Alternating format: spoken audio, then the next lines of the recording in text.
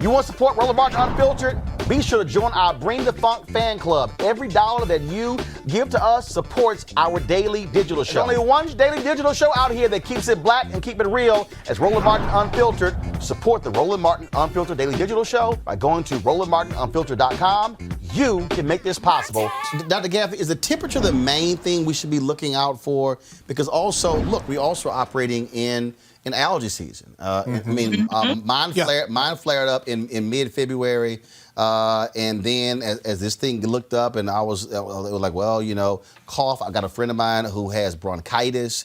And then I'm looking at that, and so I'm sitting there going like, okay, like what the hell? Okay, people talk about coughing.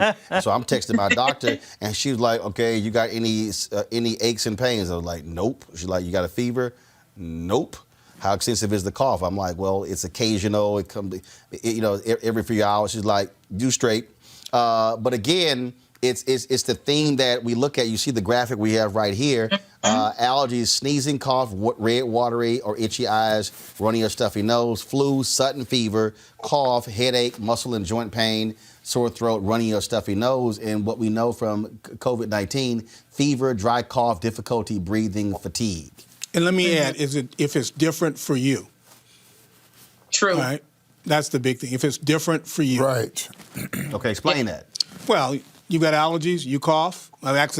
This is seasonal allergies for me. I'm snorting and coughing every now and then, but it's not different for me. Gotcha. All right? So if I had more coughing, or if I started having shortness of breath, or if I got a temperature, then I would be more concerned. Doc, go ahead. Exactly. I agree in terms of it being different, because there's people with chronic lung disease who cough all the time. So the question is the cough new? Is it bringing up more phlegm for someone with COPD, for example? But for the general population, it's not normal or typical for anybody to be walking around with fever. But to distinguish how you might pursue healthcare, did the symptoms come on very suddenly and associated with chills and aches and pains? Flu seems to be a more sudden onset. COVID seems to be more gradual onset, and it starts off with a dry cough. And then the cough becomes progressively worse. Patients become progressively more short of breath, harder to control fever or higher fevers as the infection goes on. And then later in the infection, my understanding around day 8 or 9, those who are going to go on to become critically ill, kind of what we call crash and burn, where they really just get really terrible with respiratory symptoms and often need to be hospitalized by that point. So a lot of day-to-day monitoring is going to be required as well. So if people don't have thermometers, just go out and get a digital thermometer, so that temperatures can be monitored in the setting of dry cough or, progressive shortness of breath. When in doubt, what's that temperature number before I go to there? What's the temperature number? Well, I think they said 99.6 for people who are 65 years of age or older, but temperature is legal. It's technically normally like 98 something. 96.8 is 98 point something is what most people are, but 100.5 is technically a fever. Fever. Okay, greater than that is technically a fever, but the federal guidance was to start looking at, I believe, at 99. It was 6 or 8 or somewhere in there, like 0.4, 0.5. Because they were just trying to make sure that you didn't miss it, because there are a lot of people that are older that have lower set points for their temperature. All right, so people out there who are watching, again, you're checking your temperature. If it hits 99, start paying attention and monitoring that. And how often should they be taking their temperature? Every hour? No. I just, once a day, a couple times a day, or if you suddenly don't feel well. People usually know. My ass hit 99, Doc. I'm trying to tell you right now, Doc. If we hit 99, that temperature getting checked every 30 minutes. I don't know about y'all, but look, okay, y'all. Look, I'm telling you right now, I'll be like, click, beep, beep. Okay, cool. We checked. It went down 0.2. I had a question for the doctor. Unfortunately, about a month ago, I came in contact with somebody from Italy. Got really sick. Oh, my goodness. Is it? You know I told you about this. No, anyway, you didn't. Anyway, long story short, the question wipe is, your ass down. when I got tested, they said it was influenza B. But the question I have is, because they didn't have tests back then, could it have been possible that it was COVID-19? It depends on how long ago. I don't know. The fact that you had some other identifiable cause of your symptoms makes it unlikely, but that is not to say that there have been zero co-infections. They did see some co-infections, meaning people had 2 viral infections at one time. But if you had influenza B, then that's most likely what you had, and that's the end of it. But a small, very, very small proportion of patients may experience co-infections depending on what their exposures have been.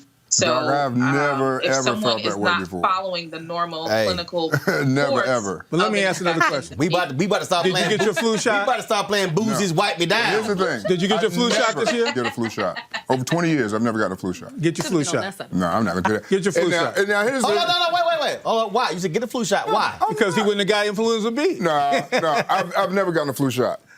Never, ever. Okay, hold on. Is it too late to get a flu shot? It's not too late to get a flu shot, although we're on the tail end of the flu epidemic, Okay. the annual flu season. Any more questions? No, mine was going to be about, we talked about the school closures earlier. A lot of folks still have to work. So when these kids come home, a lot of them are going to be watched by grandparents or somebody else who might be in that elder generation. So as long as these schools are closed, it seems like those folks would be at a higher risk because they're automatically the people who are the caregivers for these young children. So what is the advice given to those parents who can't take off work? Somebody's got to watch their kids, and they may not be able to afford to get a sitter or something like that. I would say if the children are well, just keep them at home or in the backyard or in the proximity of home. This is not the time to begin to schedule a bunch of play dates. At this point, I would cancel birthday parties. Oh, hell no. Ain't nobody coming to visit. And then bring stuff home. No, ain't nobody coming to visit. Hey, look. Even Auntie Sue with a cake. Hell no. She gonna leave that damn cake on the porch. Leave it on the porch. And I'll be like, go get in your car. Then we gonna open that door and then bring it in. Look. I really did not understand. First of all, for all three of y'all, so this weekend, okay, what if all the panelists, how did you deal? Did you self-quarantine this weekend? Did you, not go anywhere? What did you do? I was in Atlanta this weekend, so. What did you? I was not. Okay, what the hell are you doing in Atlanta this weekend? I had fun. See, right there. See, Dr. Gaffney, she part of the damn problem. So did you go out with other groups? It was small groups. How many people? It was about 7. It was less than 10. It wasn't a massive group. I don't like massive group activities anyway. It was small groups. Y'all do fever check for y'all? No, I trust. That's y'all problem right there. Derek, what you? Chill, got out and got me a 30-mile bike ride in. That's what I did. 30 miles? 30 miles. And I ran 6 yesterday. So I'm fine. Lost you. Okay, all right. Sure your ass fine. I'm good. All right, Avis. I was at the computer. For the most part, had a quiet working weekend. I ain't do a damn thing. I stayed at the crib. First of all, I didn't understand all these people who were freaking out, talking about they were all cooped up in the house. First of all, I'm normally not at home on weekends, on the road somewhere, event, speaking. So my routine when I got one of those weekends, I ain't doing a damn thing. That's exactly what I did. I binge watched shows. I watched movies. I did some work. I ain't want to talk to nobody, see nobody. I text and FaceTime. That's it. I ain't got no problem with the whole shutdown, everything. I can't do it. I can't stand look, y'all need to understand something. We already working on how I can do this show from the crib with everybody via Skype. Oh, we already working on the plan B. I'm just saying and that's the thing, Dr. Gaffney. We first of all, I really do believe the point that you just made. We got to encourage people to do that. They have to understand that the road that we're on, we're moving towards. It's going to be a lot more self-sheltering, and people are going to have to learn how to sit their ass down.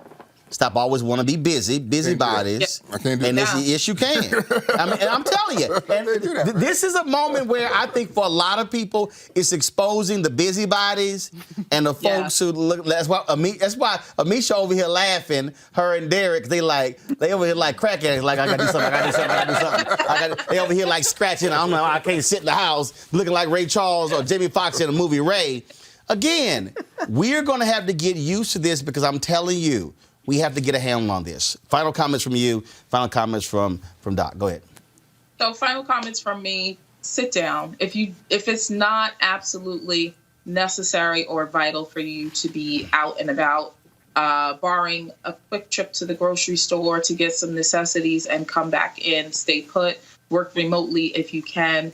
Take it seriously. This infection is real. It is going to cause major problems. We have not seen the worst of it yet, and we don't want it to be as bad as it could potentially get. So we don't want to overwhelm our healthcare systems.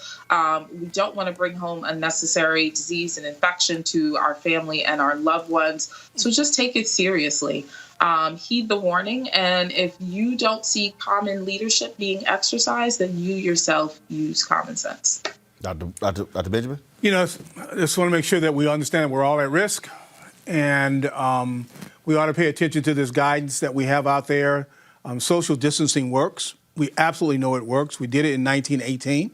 Mm-hmm. And, you know, we can all be part of... What was it in 1918? The Great Pandemic Flu. The last time we had a massive outbreak of an influenza at that time, a different bug, with no testing, no treatment. Social distancing worked. And eventually we were able to bring this thing under control. But it took a lot of work. We can do it, but all of us have to contribute to this if we're going to have a healthy community and survive to get through the rest of the year.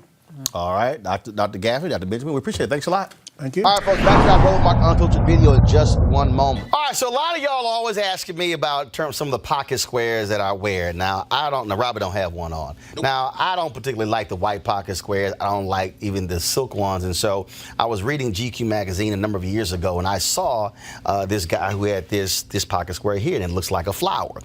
This is called a shibori pocket square. This is how the Japanese manipulate the fabric to create this sort of flower effect. So I'm going to take it out and then place it in my hand so you see what it looks like.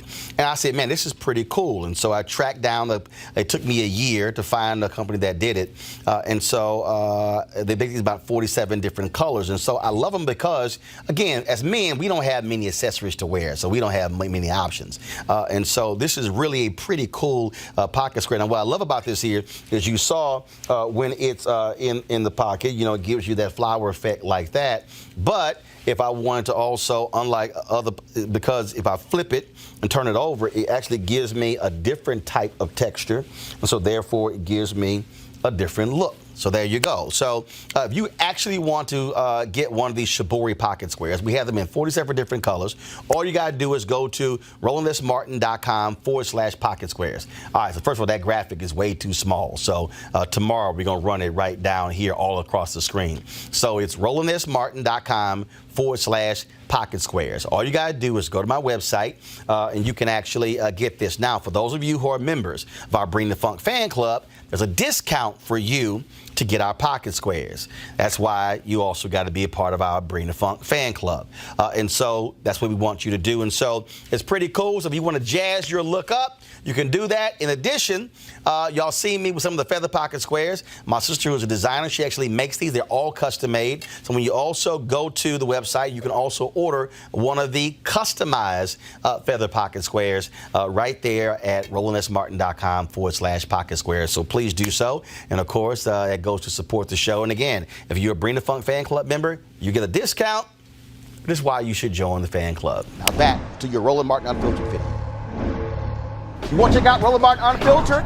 YouTube.com/Roland S. Martin. And subscribe to our YouTube channel. There's only one daily digital show out here that keeps it black and keep it real. It's Roland Martin Unfiltered. See that name right there? Roland Martin Unfiltered. Like, share, and subscribe to our YouTube channel. That's youtube.com/Roland S. Martin. And don't forget to turn on your notifications so when we go live, you'll know it.